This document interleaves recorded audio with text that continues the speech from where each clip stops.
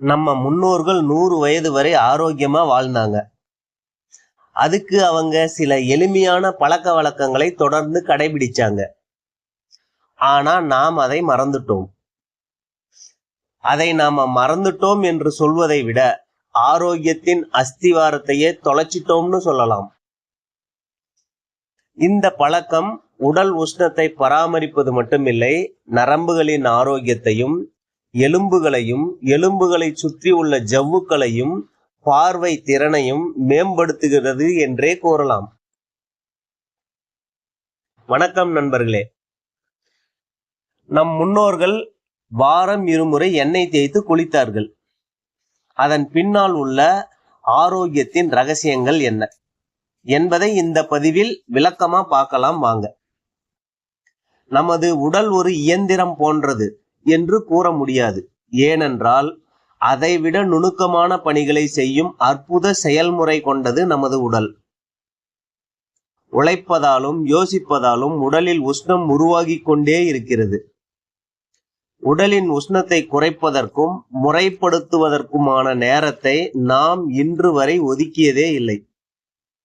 அதனால் ஏற்படும் விளைவுகள் என்ன என்பதை தெரிந்து கொண்டால் அந்த பழக்கத்தை நாம் எப்போதும் மறக்கவே மாட்டோம். மனிதனின் ஆயுட்காலம் 120 ஆண்டுகள். நம் முன்னோர்கள் 100 வயதை கடந்தும் இயல்பாக வாழ்ந்தார்கள். ஆனால் நாம் 60 வயதை கடந்தாலே அதற்கு மேல் உள்ள வாழ்க்கை அனைத்தும் போனஸ் என்கிறோம். நாம் தவறவிட்ட ஆரோக்கியத்தின் அஸ்திவாரம் எங்கே? சிறிய உதாரணத்தோடு பார்க்கலாம். ஒரு கிராமத்துக்கு ஒரு வைத்தியர் மட்டுமே இருப்பார். அவர் முழு நேர வைத்தியராக அங்கேயே இருக்க மாட்டார். விவசாயம் முக்கிய தொழிலாக இருந்தது. காலையில் அவர் வயலுக்கு செல்வதற்கு முன் உடல் பிரச்சனை உள்ளவர்கள் அவரிடம் மருந்துகளை வாங்கி கொண்டு செல்வார்கள். மீண்டும் வயல் வேலைகளை எல்லாம் முடித்துவிட்டு மாலை பொழுது வீட்டிற்கு வரும்போது சிலர் காத்து கொண்டிருப்பார்கள். அவர்களுக்கும் மருந்துகளை வழங்கிவிட்டு ஓய்வெடுக்க சென்று விடுவார். இதில் கவனிக்க வேண்டியது என்னவென்றால் அவர் நோய்களை குணப்படுத்தினார். அதனால் ஒரு கிராமத்திற்கு ஒரு வைத்தியரே போதுமானவராக இருந்தார். ஆனால் தற்போது நிலை என்ன? மளிகை கடைகளின் எண்ணிக்கையை விட மருந்து கடைகளின் எண்ணிக்கை அதிகம். நாம் எதை மறந்தோம்? எங்கே தவறவிட்டோம்? அப்போதெல்லாம் பெரியவர்கள் எத்தனை குழந்தைகள் என்று கேட்க மாட்டார்கள். உங்கள் வீட்டில் எத்தனை உருப்படி என்பார்கள். சிலர் உங்கள் வீட்டில் எத்தனை டசன் என்று கேட்பார்கள். ஆனால் தற்போது ஒரு குழந்தை பெறுவதற்கே குட்டிக்கரணம் அடிக்க வேண்டியுள்ளது. பிரச்சனைக்கான ஆரம்ப புள்ளி எது? முன்பெல்லாம் பெண்களின் பருவம் அடையும் வயது 14 முதல் 16 வயதாக இருந்தது. ஆனால் தற்போதைய நிலை என்ன? 8 வயதை கடந்தாலே பயம் தொற்றிக்கொள்கிறது. இதற்கு காரணம் என்ன?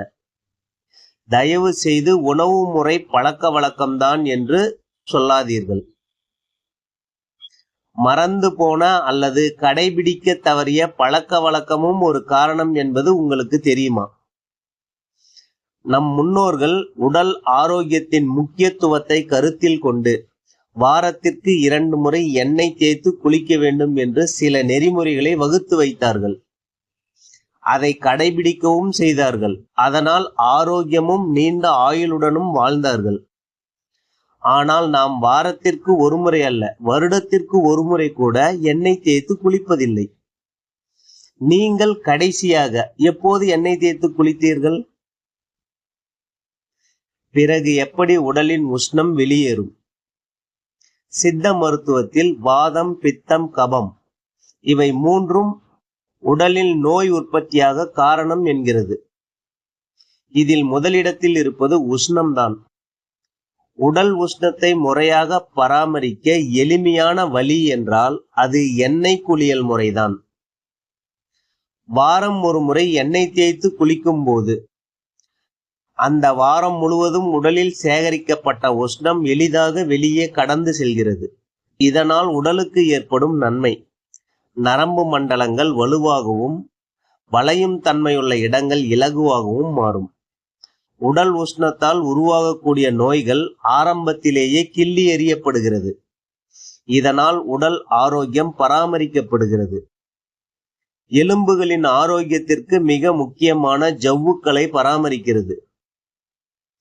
கண்களின் பார்வை திறன் தெளிவாகவும் கண்ணாடி அணியும் தேவையும் தவிர்க்கப்படுகிறது. குழந்தைகளுக்கு ஆரம்பத்திலேயே எண்ணெய் தேய்த்து குளிக்கும் முறையை பழக்கப்படுத்திவிட்டால் எதிர்காலத்தில் அவர்கள் ஆரோக்கியத்தை பற்றி நாம் கவலைப்பட தேவையில்லை. இதற்கு முதலில் நாம் எண்ணெய் தேய்த்து குளிக்க வேண்டும். நம் பிள்ளைகள் நம்மை பார்த்து வளர்கிறார்கள். குழந்தைகளுக்கு இந்த பழக்கத்தை வழக்கமாக்கி விட்டீர்கள் என்றால் ஆரோக்கியத்தின் 50% உறுதி என்றே கூறலாம். எண்ணெய் தேய்த்து குளிப்பதை தவிர்ப்பதற்கான சில அடிப்படை காரணங்கள். எண்ணெய் தேய்க்கும் போது அன்று முழுவதும் இயல்பாக இருக்க முடியாது. கண்களில் எரிச்சலும் உடல் முழுவதும் வலியும் இருப்பதை உணர முடியும். இதனாலேயே பலர் எண்ணெய் தேய்த்து குளிப்பதை தவிர்க்கிறார்கள். இதற்கு மாற்று வழியும் உள்ளது. இதற்கு நாம் முதலில் தலைக்கு தேங்காய் எண்ணெயை பயன்படுத்த வேண்டும்.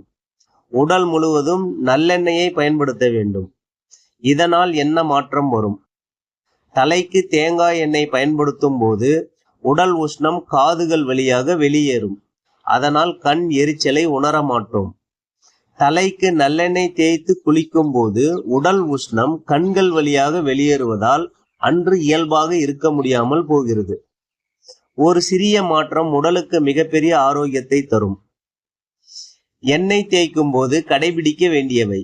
எண்ணெய் தேய்த்த பிறகு சுடுதண்ணீரில் மட்டும் குளிக்க வேண்டும். உணவில் அசைவம், தயிர் இரண்டையும் தவிர்க்க வேண்டும்.